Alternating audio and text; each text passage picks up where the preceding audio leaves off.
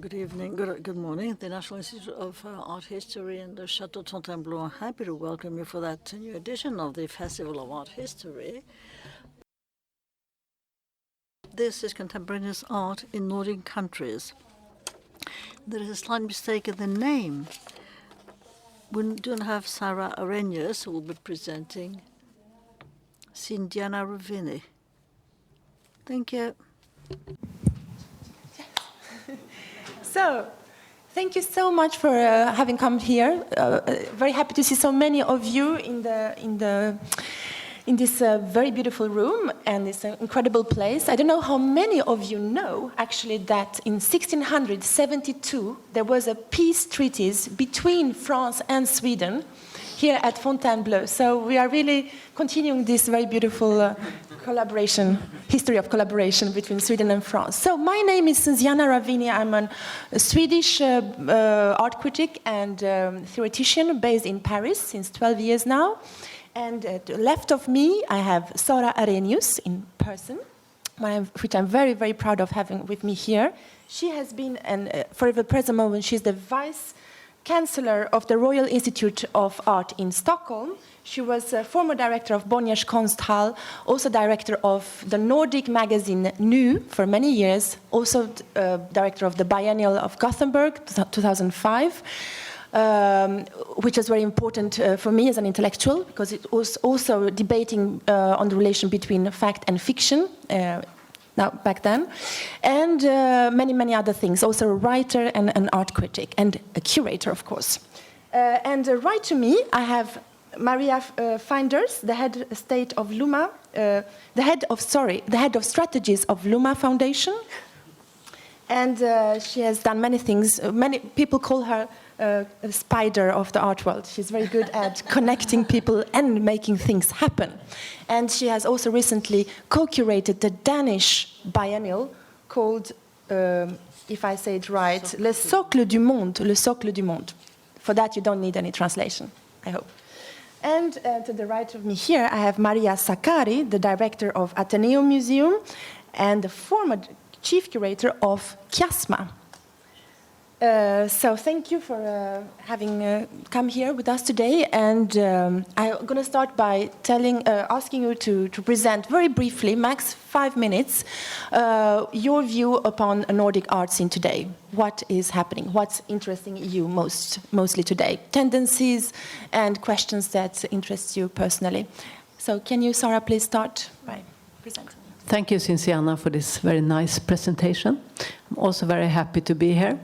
I'm going to just delve into what artists do at once. As a vice chancellor of an art school, you have the privilege of being very close to artistic production at its heart, really. And you could also see tendencies and ways of working that maybe is not visible in art criticism or in curating at large. And I brought some images, mostly actually are from students at the Art Academy, which I'm heading. And I asked Sinziana just to flip them slowly, and then I talk at the same time. And what I'm trying to do is to find some themes or tendencies that I could see go through artist work in the Nordic countries, and now especially Sweden. But I could say that our students are from the Nordic countries at large, and we also have a lot of international students. So one tendency is to abandon the strong interest in narratives and documentary work that I think have been dominating the art scene for a long time, and being more interested in material structures, and then I would say material structures on a very deep level. And this often has ecological undertones, so there is a big interest in the material composition of life and art. You could flip, I think, there. And here is one of our students working a lot with bark of the trees as a sculpture material. Sara Nilsson Bonde. You could continue. Here is, back there. So here is one of our students, Jonas Benzer, and he works with sculptures that actually also have natural ecotopes within them. He brings them from the forest, he shows them, and then he actually brings them back. So it's also an idea of belonging and thinking of the divide between nature, culture, and how that is defined today in art. One other very strong theme is collective and collaborative work. It's the idea of abandoning authorship and to work together and not promote the individual artist as such, but find ways to share ideas, artworks. And this is images from one of our courses on advanced level that is directed and run by the French-Lebanese artist Tarek Atoui.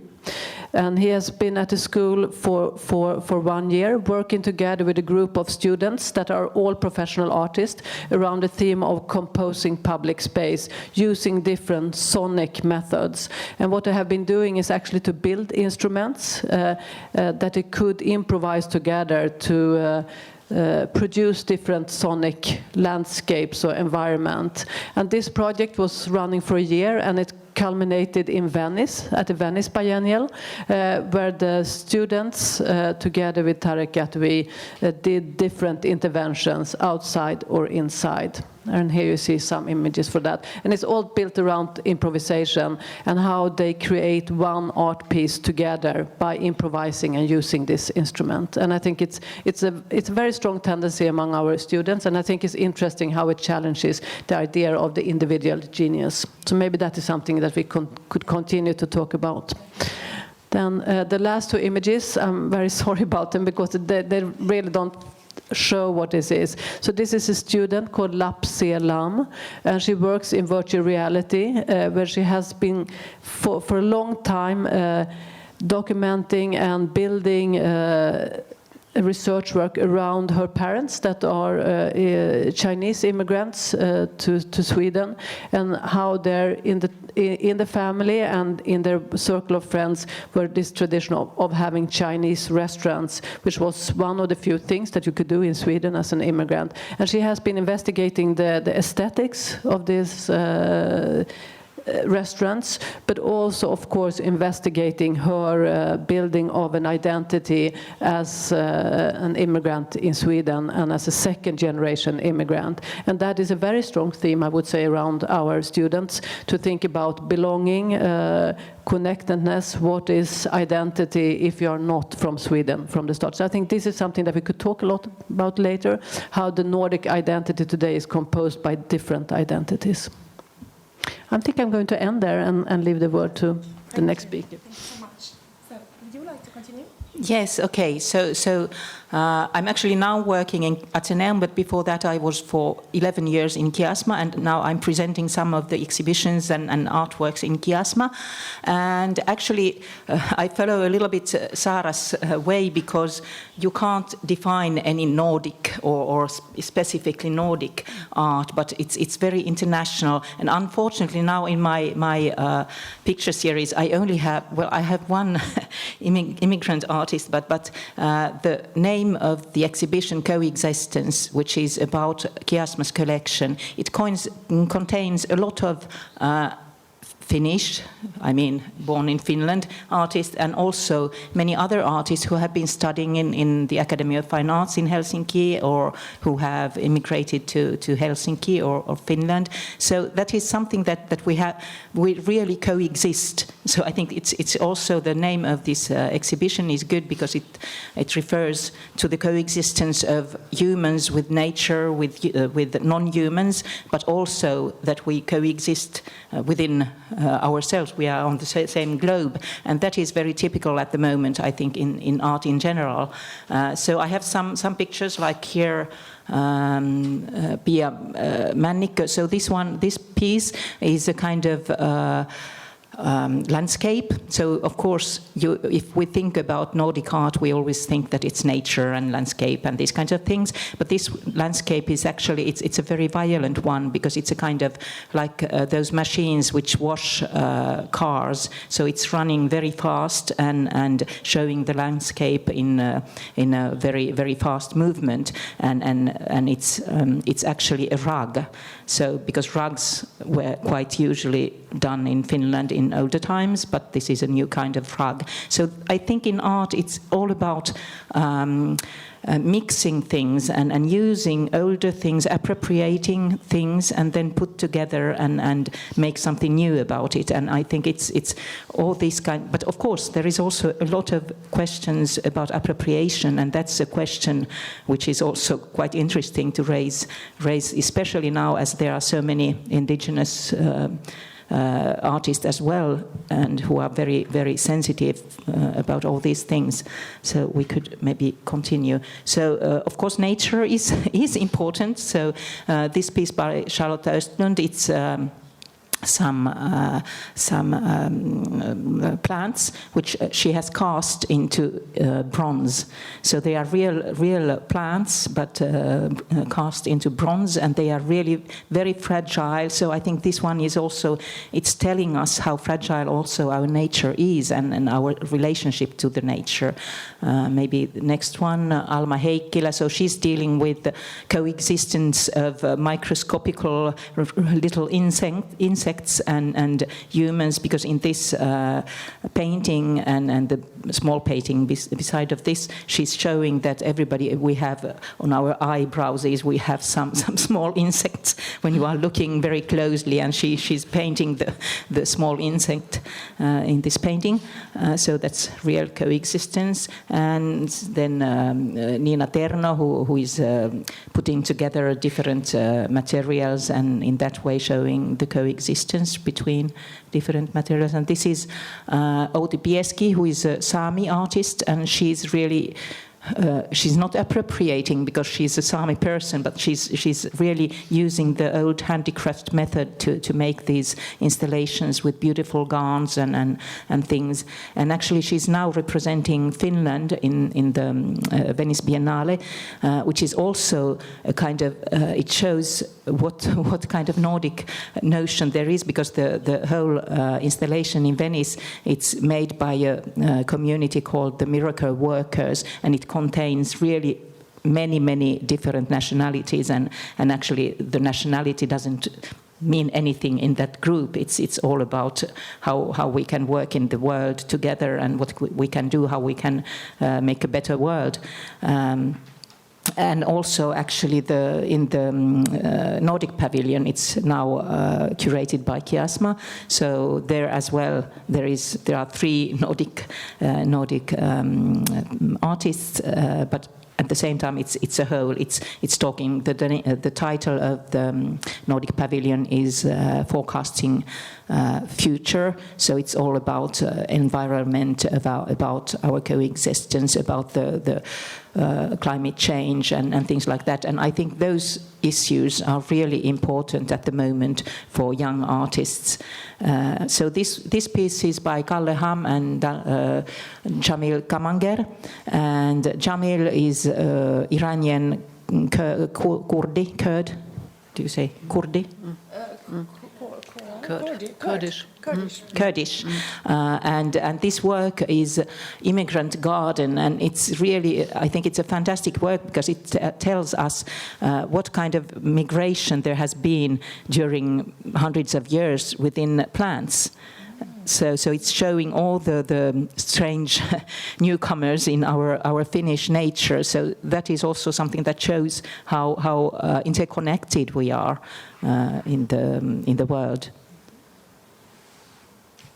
And this is also Maija Tammi, who is playing with the artificial intelligence and the way how humans can be replaced by artificial intelligence or whatever. So this is called, one of them is a human. So that is also something that young artists are really interested in, what kind of technological things we are facing, and if they are good or bad, that's up to us to decide. And some other, well, I think I've been speaking my 5 minutes, but Pilvi Takala also, she's already a little bit more established artist, and she's making actually interventions to all kinds of different situations, social situations, like in this work, The Stroker. She went to to a kind of second home called studio, where people were co-working, and she was like a person there to question whether people were okay and so on and so forth. So it's a kind of intervention into a normal living experiences of people, and that was also, well, I can tell something more about it later on maybe. So I think I've done my 5 minutes. Thank you. Thank you so much. We'll get back to all this. Yeah, you want to switch? Swap.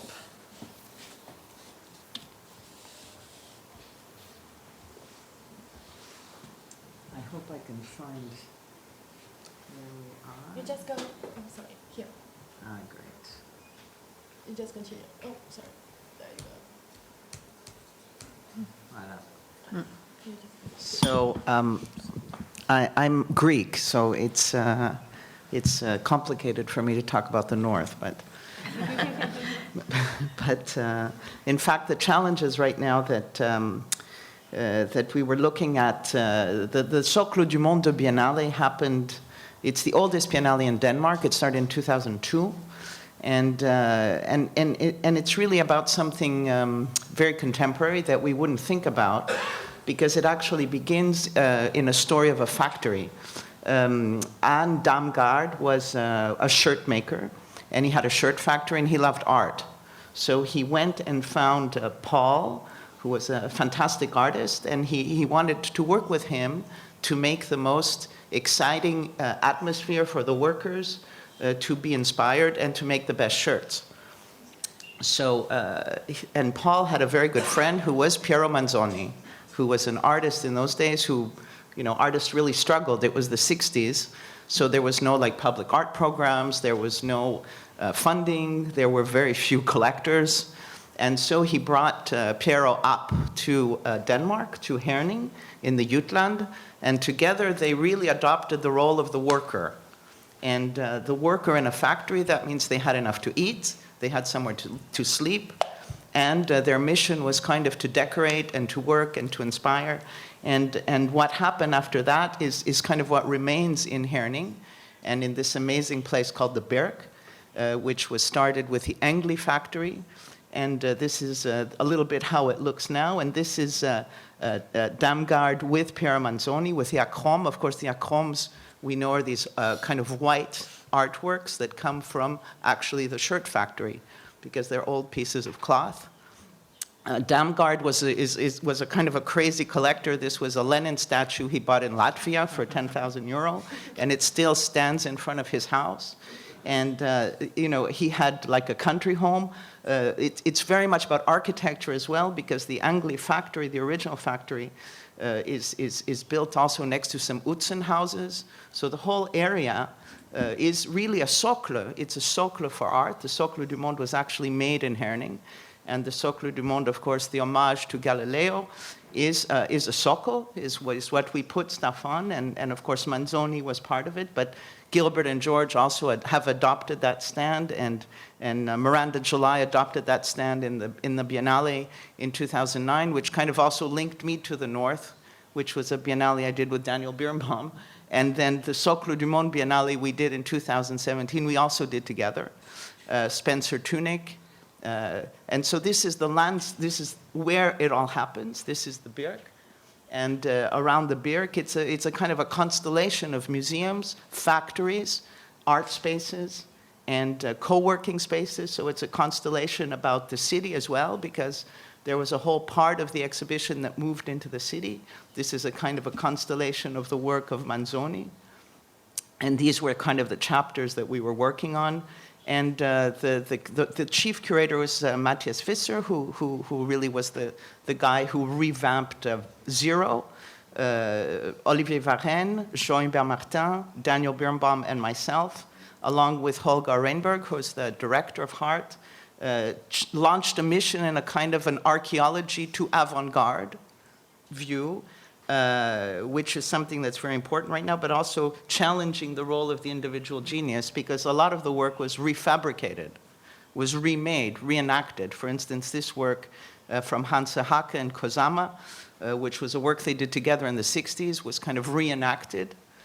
Some of the Zero pieces were reenacted, and the location is very strange. This museum by Stephen Hall, which is very much about shirts.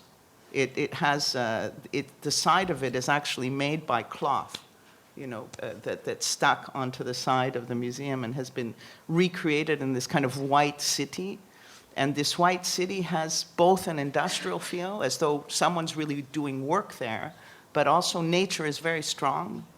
And in the middle of this stands this Hochschule, which was a kind of a folk high school where people would learn about design. So it was a design school. And this design school then for us as foreigners became the centerpiece that nobody wanted to look at anymore in Herning because they thought it was such an ugly building. But for us, it was the most beautiful building we could find. So it became the centerpiece of the Biennale. And now it's been purchased. It's been historicized. It's become a historical monument. And it will become a real part of the whole campus of the school and of the university and of the museum. And there's strong pieces that are already available there. But we also had pieces of Conrad Shawcross in the old theater setting. We had the Cloaca of Wim Delvoye. And of course, this work of the body work is very close to Manzoni. So Manzoni is always at the center of this Biennale. The kind of disrespectful way that Manzoni looked at man, the figure. And the next one will be from the 24th of April to the 31st of August 2020. And this is another challenge that I feel is happening now. What's the difference between a Biennale and a festival? How do you, who are you reaching out to? Are you reaching out always to the art public? If we're always reaching out to ourselves, then we'll never do anything. So this is kind of what we're launching, and we're going to call it Welcome Back, My Friends, to the Show That Never Ends. So in fact, it's not a series of exhibitions, it's a series of stages, kind of like a big rock concert. And this is what we're doing. Voila. So I put that on the table.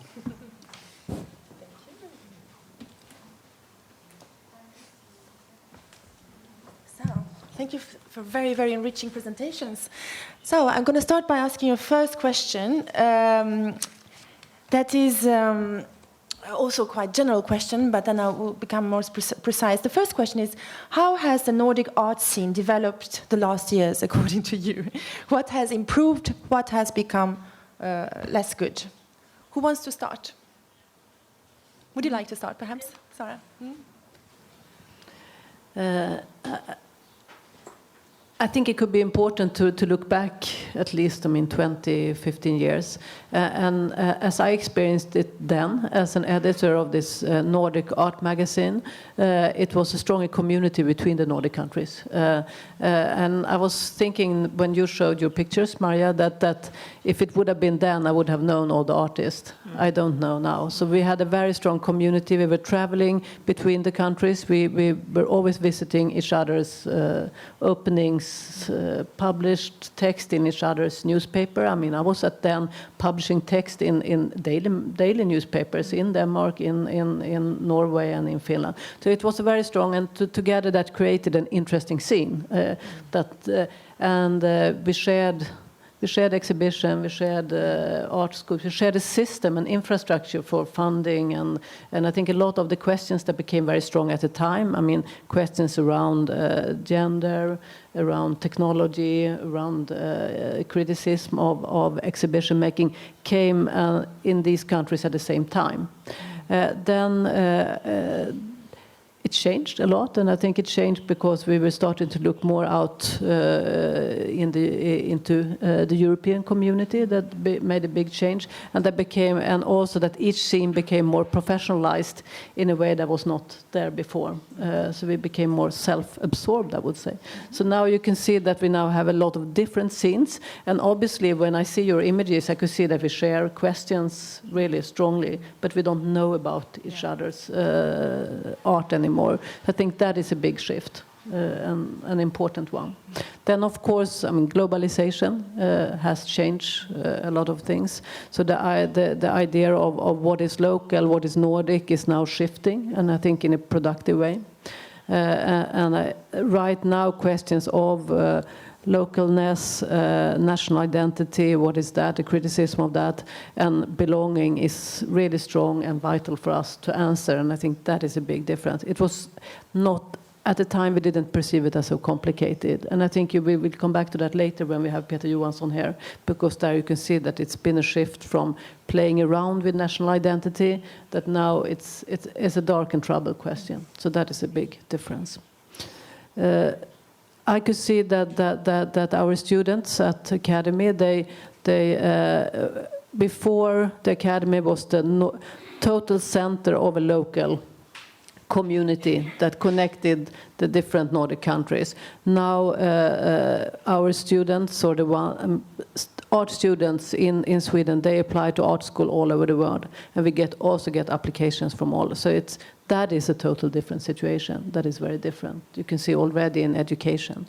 The idea of what you were going to do after you had your exam was, to take part in exhibition in your larger local community. And if you were super lucky, you had an international show. Now you have these connections already at the school. Our students, they show all over the world, and they are connected to global network. So I think that is an important change. Who wants to continue? Right? Yeah, okay, I continue. So I supposedly continue the same things. So I think the scene has changed a lot. If I think about Finnish art scene 25, 30 years ago, so it was very closed scene, and just as Sara said, so we only had close relationships with the Nordic countries. And I think the change has been quite quick also. So within 10 last years, there has been a lot of changes. Like, for example, artists are really going globally to art residencies everywhere. And of course, at that time, they can meet other artists. So the networks are really very proliferant and very, very complex. And so that's also why we can't really be talking about some national art or artists. And the ideas that they are dealing with, they are really global. And then also the thing that artists, they have these kinds of communities, or they work together. So, for example, if I think about Nastja Säder-Rönke, for example, who is now the Young Artist of the Year, it's an annual happening in Finland, in Tampere. So she's working with Luke Turner and LeBeouf, what's his first name? Shia LeBeouf. So that's she's really working internationally, or like these art miracle workers who really, it contains Finnish artists, but also artists from Africa, from all over the world. So I think in that sense the whole art scene has changed. But then also, if we think about this division into local and global, so I think also the local issues, they have become more important in a way. So it's not simple question what is global and what is local, because it's at the same, they function at the same time, and you have to be aware of your local situations to be able to work with your identities or whatever, and that is also problematic in the sense that I already mentioned, that because there are some indigenous people, like in Finland and Nordic countries, we have the Sami people, and their rights haven't been really taken into consideration. So it's a little bit also a kind of à la mode thing. So it's fashionable nowadays to be working. I'm sorry to say that, but it is somehow that when some issues are at stake, then everybody is doing it. But of course, I think it's very important that you take into front stage all these questions and you deal with them. So that is also a little bit contradictory, because at the same time you can be not really sincerely dealing with these things, but because it's done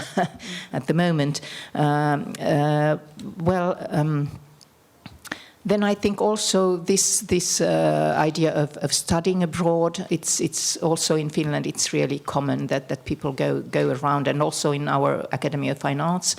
Now it's part of the art university, so also the whole structure of the art university teaching has changed, and of course that has brought also much more international thinking, and also research in every art field is much more common at the moment, which is also very enlarging, because you have to really study big issues and international global issues and also intellectually. So I think that has changed quite a lot also the artistic scene. I'm looking at the map behind you, because it really is quite interesting to see how you get from Copenhagen to Herning. And in fact, it's a little bit about this story. In Copenhagen, there's someone named Roberto Flor, who's a cook, and he works for Food Lab. In Odense, there's the NIS Lab, which is a natural language lab. In Billund is Legoland and Hey, the design company. And in Herning, we have, this production house. And I think this is the story of new art. In fact, artists are not going to satisfy themselves anymore just by going to art school. They want to meet the scientists. They want to meet the people working in food. This is why Food Lab is part of the university. But in fact, it's a cultural practice. We see that Legoland is, Lego are working with architects. There's going to be a green Lego now, so all these environmental experiments. I think this is the really power of the Nordic countries, because it flattens out. Green Legoland without plastic? With new kinds of bio-based plastics, and they're looking also, like we are in Arles, to algae as a source for biosourced plastics. And I think this happens really, really naturally in the northern countries, because you really have a kind of a flatness in terms of education.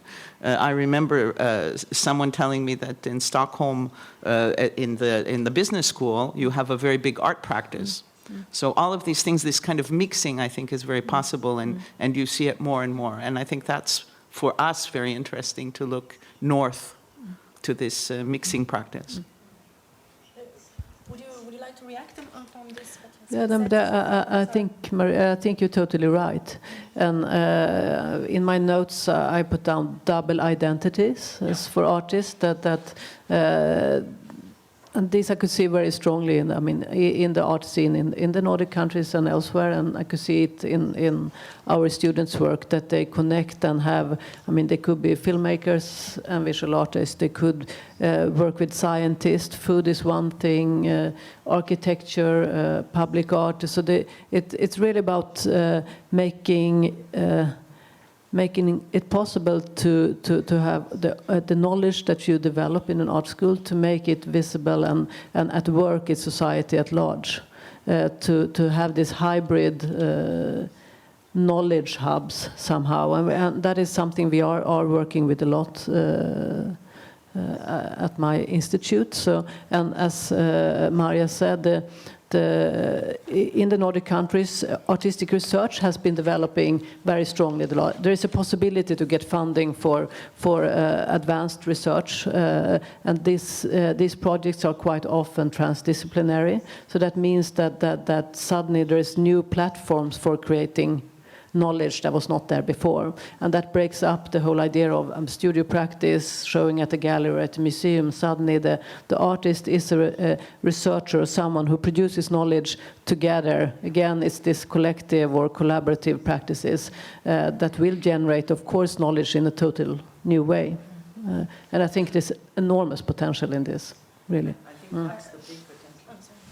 I have a question about that. I spoke with Johanna Billing, who is a Swedish artist, when I was at Moss 2 days ago at the biennial at Momentum, and I asked her what was the big difference from before, and she said that what is specific about Nordic art scene as well, and she said that Nordic artists are very often subventioned by state, and that there is a lot of money for them to be able to be free and autonomous.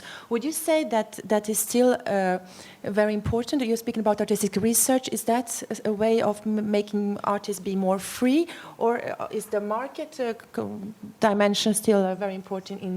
I mean, you come more from the market, and what about freedom? Who is truly free? Are we more free if we work for the state or not? Well, I think it's a myth maybe that artists are well paid in Nordic countries, because I don't think it's the case. Well, now in Finland we have a new government which has probably it will raise the salaries for the artists, and I think that's, or they are thinking about it.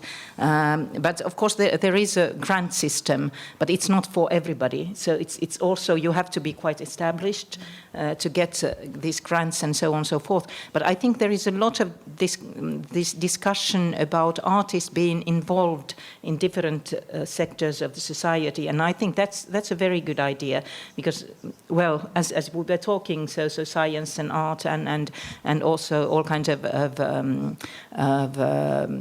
firms and enterprises, they could hire artists, because it's all about creativity. It's all about really being involved in the creation of things and developing things. And mostly, I think artists, they really are in that way. They are free spirits, that they think out of the box, and that is something that should be really maintained and really enforced, because otherwise we will lose a lot of creativity. So I think there are also ways to develop these kinds of interaction and collaboration, and I think it is ongoing process. Mm-hmm. And Marja, what would you say about this question about the market? I'm really worried about the market, actually. What is worrying you? Is that I think we all kind of share the same concern, having gone to the Biennale. If you've gone to the Biennale, I went to the Biennale on the opening days. Which one, the Venice or? The Venice Biennale, and I was under the impression that I was at Art Basel. So it worries me greatly, and I understand the problem. We dealt with that problem already in 2008 when there was the market crash, and in a way it's our own fault, because we invited the galleries to help us for the Biennale, because we didn't have any money. And it's also the Biennale's fault, because they don't provide enough money to make the kind of exhibition they want. So it's a tenuous path to find funding through a market that has absolutely not the same objectives as this research-based, forward-thinking role of the artist as part of society, and not as something that we buy, or that we buy in a way that it becomes just an artifact or a signature. So this alienation of the artist from society really serves the market very well. And when you're at the Venice Biennale, it really, it's something that you think about. I only think about it now that I'm 60, and I worked for so many years at Art Basel and so many years in Biennales, and I didn't think about this when I was 20 at all. You know, this instrumentalization of the artist, the alienation of the artist, that he should never be with society, that he's something that, you know, when you talk to an artist, you bow down, and, you know, all of this stuff is, this is why we found it very healthy in Denmark to know how it worked. You know, and in fact, the first Biennale of Socle du Monde actually brought artists to work in businesses. It didn't work that well because their objectives are not the same. But when you line up objectives for society and for the common good, I think then objectives can be aligned. They're not objectives commercially aligned, but they're objectives for the future. Those can be aligned. And I think that's the biggest challenge. I mean, you know, a lot of people disagree with me. What are your reactions to what you just said? If you look at the Nordic countries, still they are very privileged in terms of funding.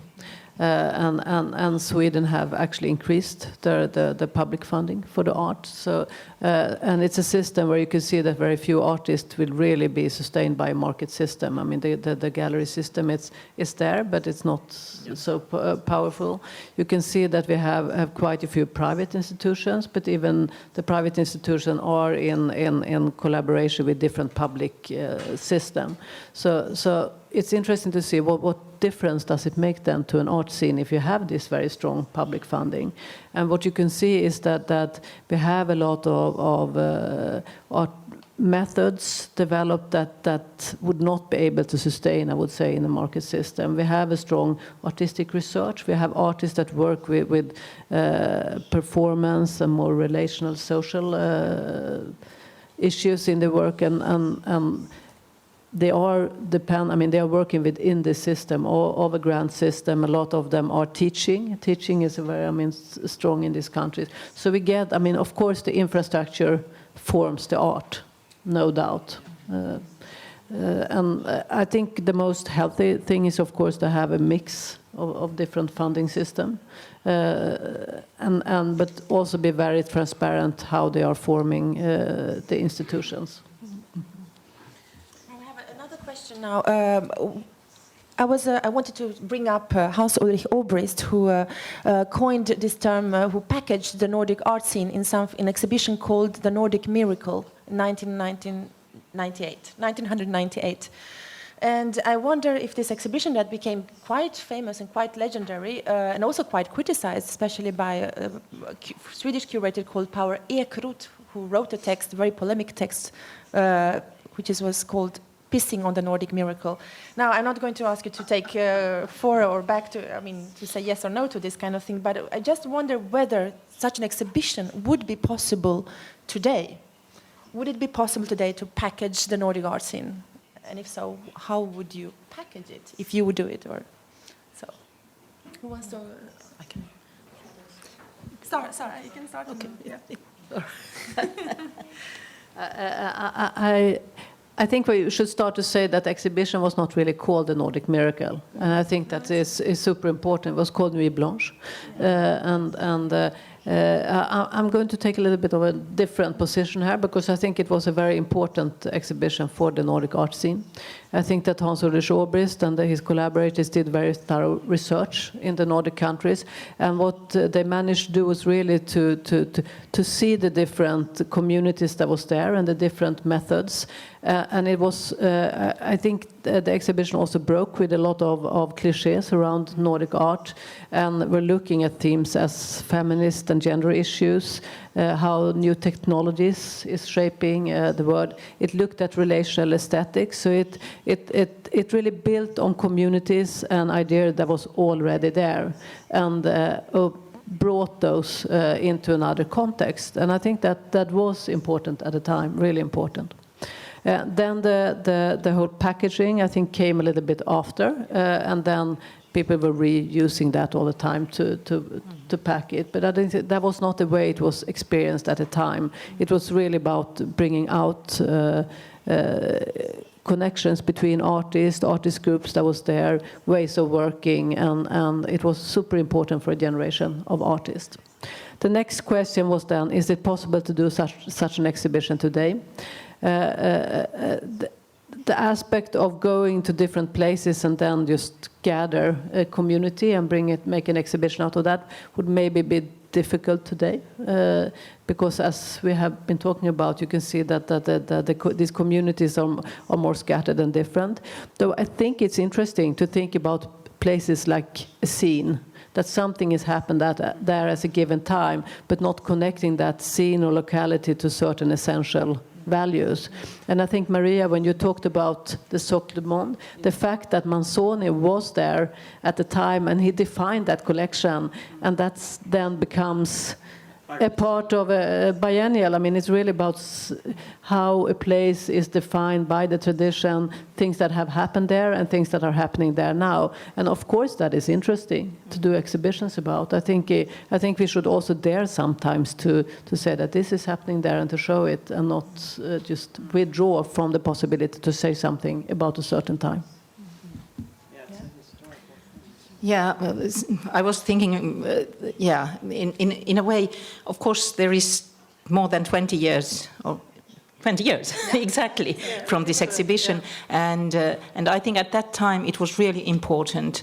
And somehow, from my new position as the museum director of older art, so I think Nordic art is, I mean, there is artists who are really important, and people are not aware of them.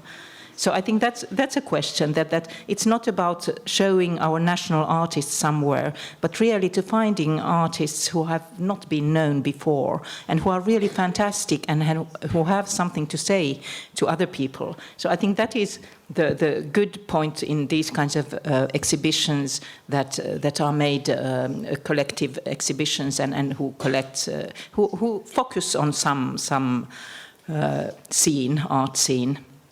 Or art scenes, and I think it's really at that time I think the art world was more concentrated on some strong art scenes like Paris or London or New York and so on and so forth. But it has changed. So I think nowadays there are a lot of different centers, art centers. So I think these kinds of exhibitions, they also show that there is a lot happening somewhere else, and that you should be interested also in other things. And I think that can be done still today, but maybe in a different way. And really, I like the idea of these kinds of places where things have which carry history. And I think a good example of places that carry history is, of course, Kassel, which is always it's really important place, and it's an important exhibition because it really connects artists to that place and to that art scene. And actually in Helsinki there will be next year a new biennale, which is of course we have so many biennales at the moment, but that is also connected to a place. It will be on an island which used to be army owned by the army, and which has been released now to the city of Helsinki. And it will probably, I don't know so much about the content because it hasn't been published yet, but it's probably going to be an international biennale with artists who are somehow reacting to that place. So I think these kinds of exhibitions, they really, they are important because they put importance to some issues, and then they concentrate to some special things. So. Marja, would you say that Nordic miracle would be possible today? Well, 1998 was a funny time because it was also the same time that the British art scene was made. You know, in expectation of Tate Modern. I mean, when Tate Modern was made, I think, without knowing officially that this is the case, I think that they thought, who would go in Tate Modern who's British, apart from Lucian Freud, and I mean, there were really, the young British artists were not known. So they had to be fabricated in a way. I'm not saying that they weren't good artists, but young British art was fabricated by Saatchi, who was a publicity guy. And so the fabrication of an art scene, shedding light on an art scene, was a very important thing at that time, because contemporary art, even in France, was non-existent in the 90s. I mean, there were hundreds of artists, fantastic artists, but there was no scene. And so Hans is the expert of this. You know, he created Indian Highway, Uncertain States of America. I mean, he's really packaged a lot of scenes, and it's very good. And in many ways, we also profited from it in Dubai and Abu Dhabi, and the whole kind of Oriental and Middle Eastern scene. Complicated because there was no contemporary art, because it's not in the tradition. But anyway, you can push it that way, but always seen from an international viewpoint. So it's a very central European viewpoint in how we view these things. And that's what it is. Is it good? Is it bad? We don't know. But would it still be possible today, or is this kind of method passé? Well, it's still going on today. It's still going on today, yeah. It's just that we go to other places. We go to Africa. We're going to, the Sami people, that whole I'm not saying it's gentrification, but in a way it's like now we're looking for tribes, we're still doing it. But would you say that it's a part of, is there a colonialist logic to it? A way we today expect curators to imperialize the world, discover new tendencies, No, because and then put items on. No, it, Instagram and does that. We don't need curators to do that. We have Instagram. Has killed the we curator. have Facebook. We don't need curators to do that. We do it ourselves. Really? At So home. we live in a post-curatorial era. Yeah. Of course, you have a point that there is I'm exaggerating. a colonial strategy, the idea of the curator as an explorer going to remote places and then finding new art. And I think that is, we are after that, definitely. We know that this is not possible. I think what we could also see today is a stronger care for the local communities. A stronger criticism against the idea of an international and global art world that we all should want to belong to.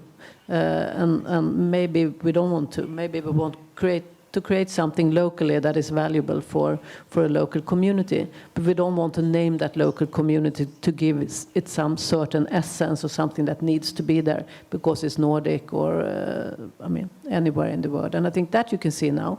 And we have, in Sweden, the Moderna exhibition. That is a mapping that comes, every time. And I think it's important. There's, of course, always things that becomes too general, or if you do, but it's a way to start a discussion with the local community about what is happening now. And I think maybe that is the difference from 20 years ago, 10 years ago, that we need to take care of that. And we know that that we lost something. It became very polarized between an international and globalized art world, very connected to the market, and then everyone that was on a local level was, so to say, left behind. We don't want to have that division of polarity. So we need to really fight that, because it also affected the culture debate. When people feel left out or excluded, it's really dangerous. So I think it's about building local communities, but local communities that are in dialogue with other communities all around the world. Now I'm thinking about Deleuzian kind of way of taking away the dichotomy between center and periphery, and really thinking in a network terms. But this is also kind of, postmodern way of thinking, flatness and so on. And I was thinking we also spoken about this before, Sarah, when we were in this other biennial in this other discussion about how you can resist to globalization, and is the resistance to globalization a dangerous thing, especially when we think about these reactionary movements now and the arrival of communitarist thinking. How can we then create these local communities without, embracing the same logic that is some indigenous people embrace? You were speaking about indigenously. What do you think about this, Marja? Well, there is. I think it's a very tricky thing, and it's really, you have to be very aware of what you are doing and who is doing, but I think people are really aware at the moment, and the discussion is on a different kind of level. So I think, it's a problematic thing how to really prevent. And I think the whole system of these biennales and things, so it's a little bit corrupted at the moment in the sense that really it's following the market logic in a way, and that makes it different to show. Like I'm thinking now, for example, the Finnish pavilion in the Venice Biennale, which is really, it's a kind of process with discussions and people talking about the problems of the indigenous people and so on and so forth. But is that the right place for this kind of discussion? And because it might be somewhere else, and because it's a political issue, but at the same time, I think the art scene is a very good. Art circles are really good places for this kind of discussion. So I can't give you any answer, but I think it's an ongoing process, and you have to be very aware, and you have to discuss about these things and question them. So. It's sure that some people want to deconstruct cultural identity and others don't. And both tendencies are quite visible in the art world today.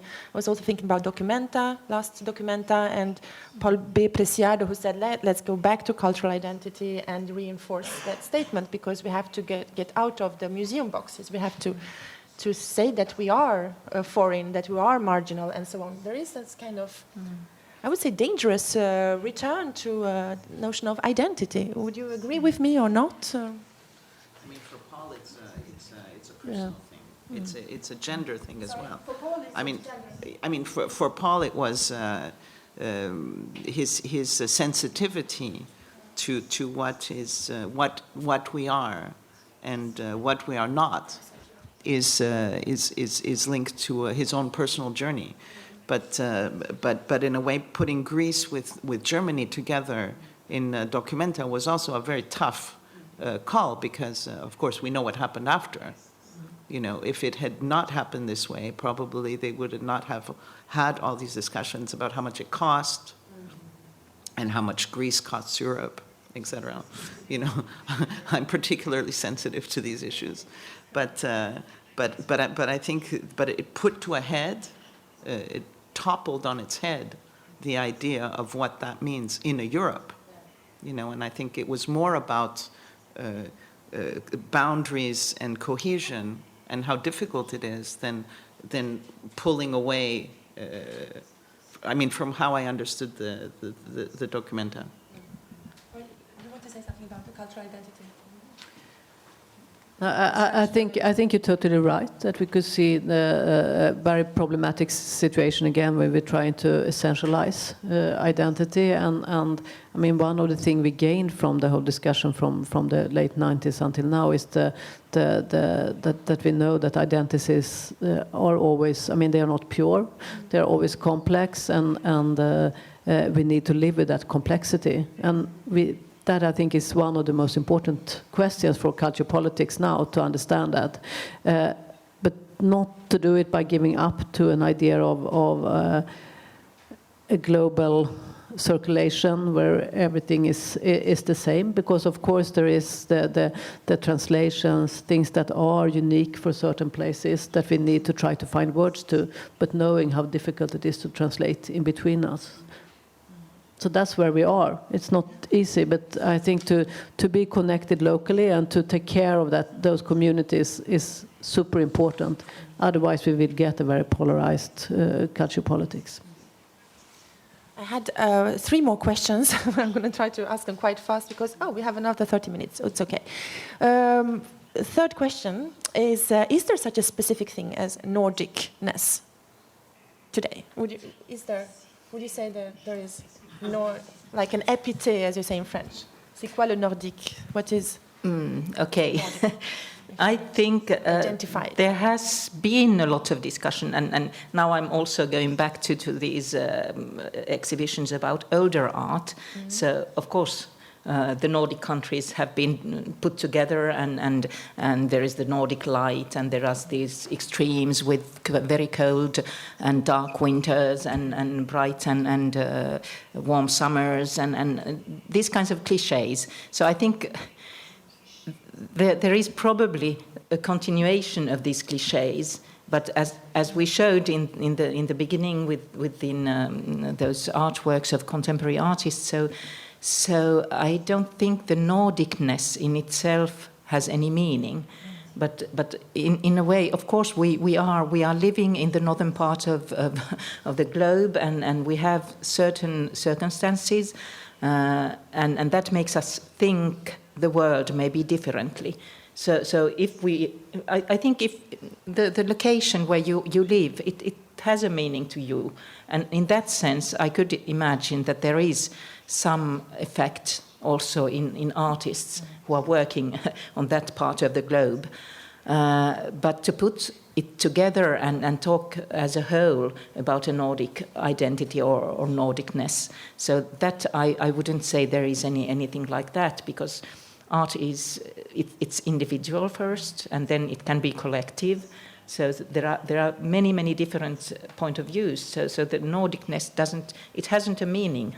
in that sense. So there are other ways to talk about these things. For example, if we think about the environment, what kind of environment we have and what is done in Nordic countries, or things like that. So you have to precisely talk about certain issues, or then you can't generalize. I think that's a big fault if you generalize. Yeah. Marja, sorry. I'm not the right person to ask that question of. But you come from outside. So no, from outside, I think that it's easier to see I think it's just about a lot of common sense, you know. Sometimes it's things happen in a very practical way. I think it was Daniel's brother-in-law that told us once that Pierre, who worked at CBS at the Copenhagen Business School, which was run by the philosophy department, which is something that would never happen in France. You know, it's a lot of things happen in the northern countries that could never happen in France, because France is very hierarchical.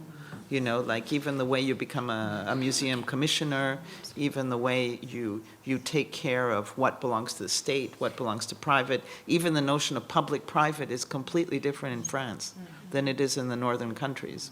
You know, and a lot of it comes from places like this, like Fontainebleau or Versailles, you know, where the king was the owner of culture.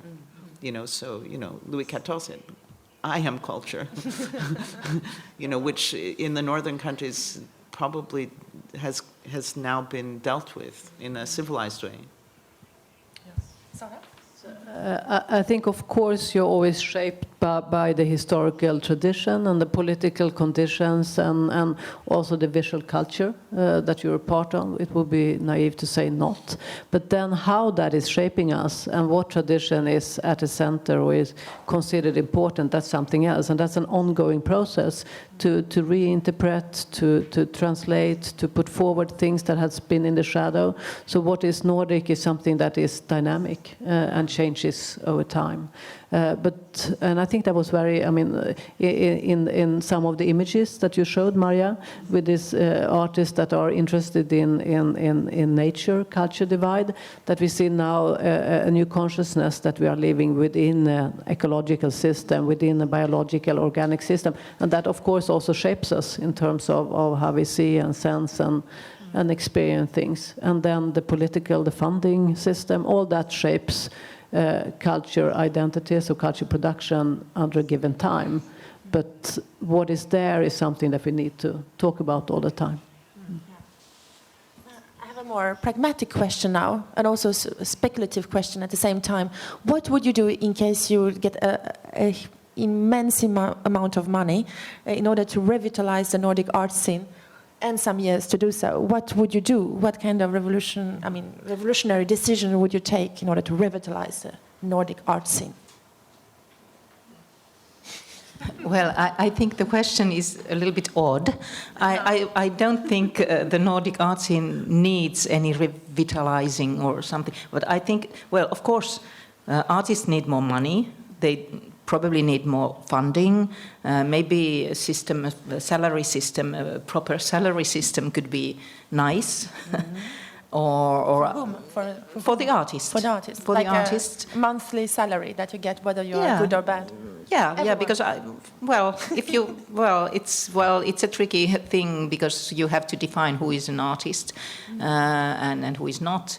But somehow I rely on people who really do passionately something. So, I mean, if they say that I'm an artist, so probably he earns the money somehow anyway. But, well, seriously speaking, I think what is needed now is probably more kind of caring of our globe and doing really actively some acts that really work with the environment problems and things like that. So if I had a lot of money, I think I would maybe I could give it to artists to do something with it and to make the globe better. but that's also something difficult to because you can't just govern things.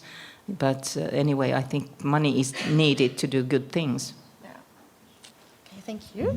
Maria, what would you do with a lot of money? I was thinking about does everyone know what Singularity University is? Or does anybody know what it is? Singularity University, the singularity is this idea that man and machine will one day melt together and become one. Wow. And this will be what will get us to Mars, etc. That means that what we is it are... Elon Musk who is behind this? Well, it's not Elon Musk. It's actually someone named Kurzweil.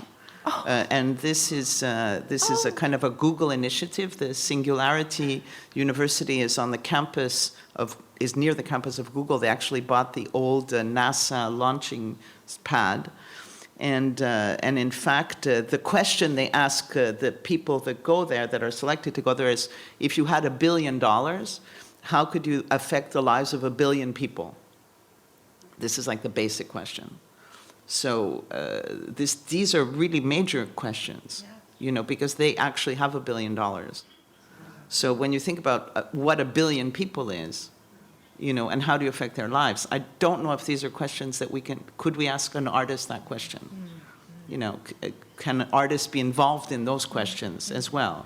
Because in fact, the impact, you know, sometimes you think about the impact of the work of Rothko, you know, maybe that affected more people than a lot of things we think about. I mean, you know, the great works of art or the great works of architecture affect so many people, but we're just not recognized in the same value-driven way. So I think salaries, you know, making artists part of society and, you know, even interesting artists that have no money, you know, but they're doing the work every day much, much more. So, I don't know, stuff like that.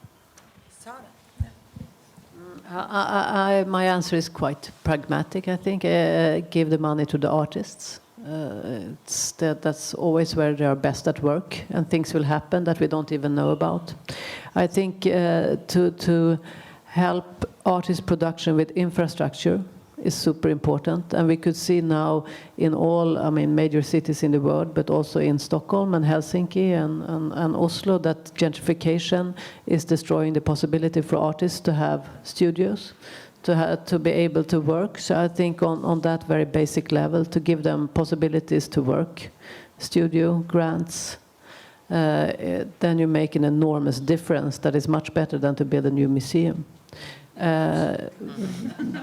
Definitely, yeah. I would also like to really direct money to methods and practices that are experimental, that really exist that would not be possible to work in the market logic, but to trust artists and to trust initiatives that try totally new things that we don't even know about.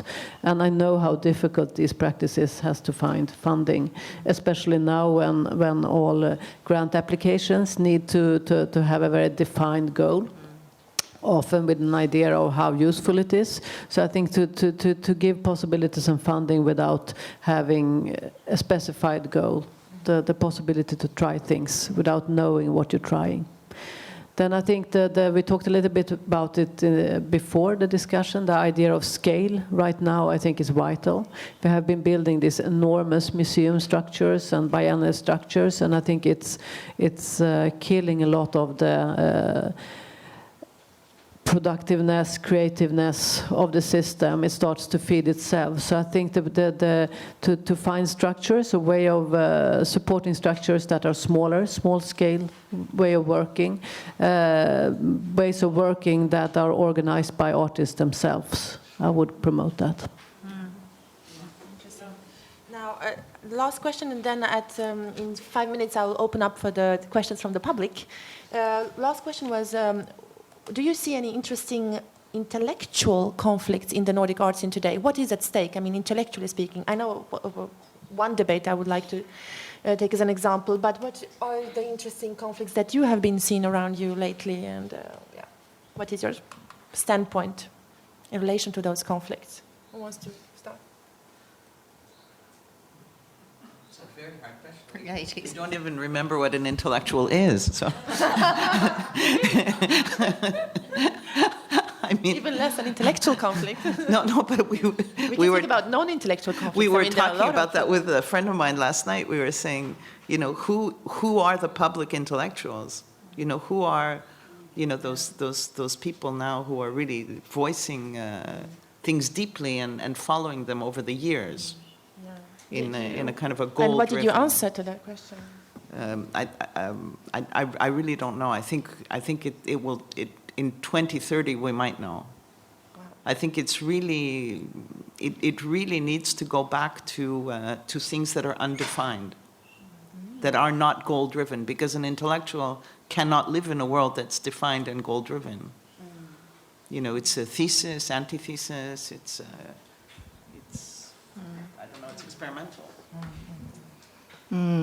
I think somehow that the old questions of equality, of feminist issues, things like that, they haven't been solved. they are still at stake. So I think the discussion has to continue. Maybe the ways to discuss have changed, but in a way, I think the understanding of the complexity of things, that is something that is always, if you talk about intellectuality, so it's there because things aren't simple and you don't have simple answers to questions. So I think the intellectual discussion is there where there is complexity and some kind of thinking thoroughly about things and giving time for this thinking. Recently in Sweden there was an investigation or a survey how many artists that had received threats in connection to their art. Yeah, and that was 20%. And you can see today that we have a situation because of the hardening of the political debate, where artists actually are not given free expression, and they have to censor their work, or they are being censored. They are being criticized. They also receive threat for what they're doing. And this is a situation, I don't think I ever thought I was going to experience that again. And I think to safeguard the freedom of expression for artists is something that is super, super important. I think that this has, of course, to do with, a hardening political situation, also in the Nordic countries. It also has to do with how media works. So it's a total different space that we are operating in right now, with social media, with the transparency of everything we do and say. So we can see that artistic expressions and works are traveling around the globe in a total different way. And that's because before, 20 years ago, we still spoke to quite closed community of people. So that has changed a lot. And to think about that and how to work with art in the way we recognize art, I think that will be one of the intellectual challenges the coming years. Which artists are now being threatened most, by the way? I'm just curious. Sarah, do you have any names? No, it's I wouldn't say names, but what you can see, because the survey was made by the Visual Arts Fund, so it was not specific persons. It was really an investigation, and this is true also for writers in Sweden. But of course, you could see artists that are debating political issues that are controversial right now. But it could also be, anything. It's very hard. It's very hard to follow the media logic now. It could be, things that just suddenly travel out in a wider world of social media, and suddenly we have the debate there. I think we all know what kind of issues that are at stake. Yes.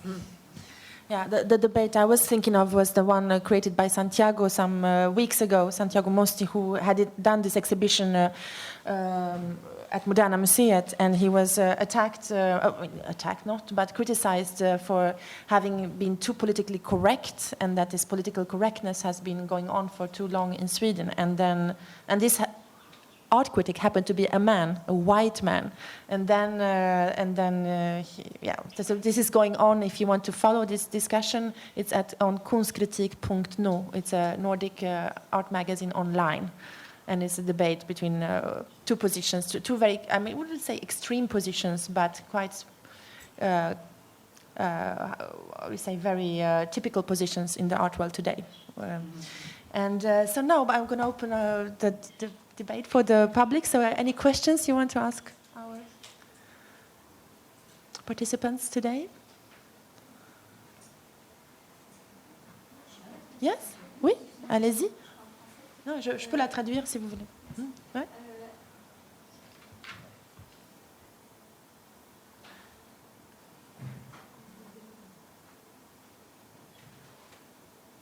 Yeah? Allez-y. Oui. Vous pouvez prendre. Ouais. Merci, mesdames. Non, je voulais juste savoir si... I just wanted to ask whether in the Nordic countries you had technique, designs, craftsmanship, all this.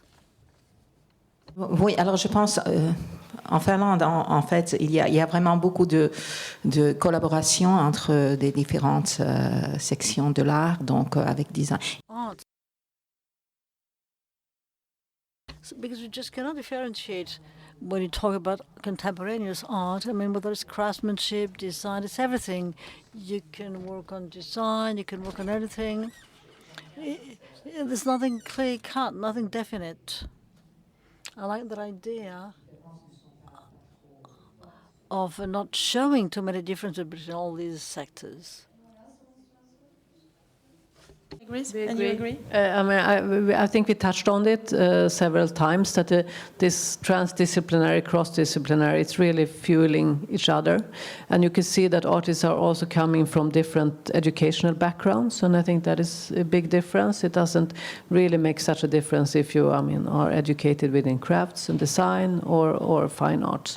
So definitely so. What we also see that there is a strong interest in techniques that come from the more craft world, like weaving, textile techniques, pottery. So there is a big influence from that right now.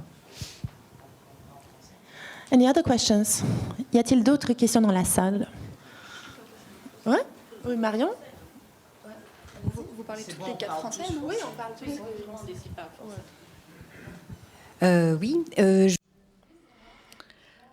I'd like to tell, do Nordic countries go on collaborating all together?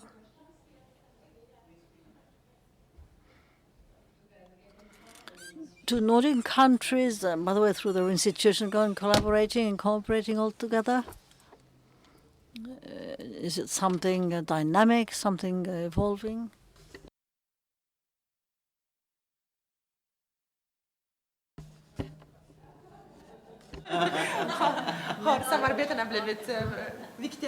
Je peux peut-être commencer parce que, bien sûr, entre les musées, il y a vraiment beaucoup de collaboration, comme par exemple avec les musées nationaux. Yeah, we have a lot of collaboration with national museums among the Nordic countries. Yes, and with the contemporaneous art, we have this Venice Biennale, the Nordic Pavilion. Yes, and I believe a lot of collaboration between art universities. But I mean, it's not an official or formal type of cooperation, because before we had, what did you call it? The Nordic Arts, NIPCA, Art Council. And things have changed. Well, there is still some of it. But we've opened up the collaboration to other countries, or with other countries. I guess with that crisis within the European Union, so Nordic countries are trying to strengthen their relations. It might change. Right? I agree. I mean, we talked about it. It's less intense than it was before. It's different. It's one of many collaborations. So it's not that we are giving that certain priority. It's a big change, I would say. Yeah. Allez-y. oui, bonjour. Une question un peu différente. Hier, j'étais à... Yesterday, I was at a conference on history of 2 collections of Teto Arenberg. I didn't know that collection. Very interesting. He's a great collector. My question: we have great collections in France, but I wanted to know whether in your Nordic countries you have great collectors on the private side. Okay. So, yes, I think there is definitely. My previous position was as a director of a private art foundation, Bonniers Konsthall, that is founded by a family of collectors that has been very active as collectors since, I mean, the 1950s, even earlier on, with more art historical art, and of course those collectors they mean a lot for the local art life. So and they are important also as donors to Moderna Museet. The collection at Moderna Museet is actually built on those donations like that. What you can see now, though, is a difference in how you collect, because these days the collectors, they travel outside Sweden and they have advisors that are not always connected to the local scene. So their collection is not filtrated through a local community in the same sense. And I think that goes for all, I mean, Nordic countries. So they are very important. They form the scene, but they collect in a different way. Would you agree with that? Oui, oui, je suis d'accord. Mais Totally agree. And I would like to add that in our museum, the Ateneum, the collection is based on private collections. So it was already the case, 19th century, 20th century.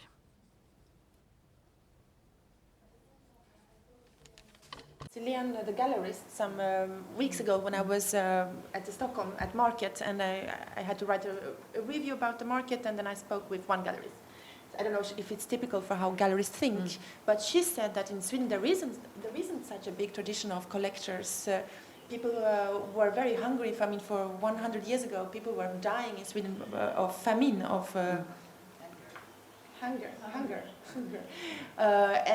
So people are still afraid today. When they have a lot of money, they not usually have the courage to invest immediately in art. What they do instead is buying food. No, houses they invest in. Houses they invest in cars and in electronics and so on. And there is still, she said, not such a big mentality of collecting art. I don't know if you agree with that. I think that the tradition to make yourself visible as a collector has, I mean, now with some new privately initiative in Sweden and Stockholm, that was something that was happening like 10 years or 15 years ago. That was not before you donated to a museum. So there is humbleness and not the strong visibility in the tradition. But of course the collectors are there, yes. And I think also that there are many young people who are collecting art at the moment. So these IT people or young adults who are collecting in Finland, at least. Yeah. Any more questions from the public? Okay. Then we should perhaps put an end to this very interesting and very, I would say, stimulating discussion, because it made me think in new terms. I think in a way the Nordic art scene is still alive, and perhaps more alive than ever. We can't package it in the same way as we did before. And in case you want to come and listen to another discussion where we're going to speak with an artist called Peter Johansson about how it is to work with issues like what is nationality, what is a culture, Swedish culture, and so on, and how can we today through art provoke interesting discussions. Please come this afternoon at 5 o'clock. We're going to speak. Sara is going to be in this discussion too as well. I'm going to moderate it, I think. Yeah, and Peter Johansson is going to be the third part. So come and continue discussing with us about these very interesting issues today. Thank you so much, all of you, for being here.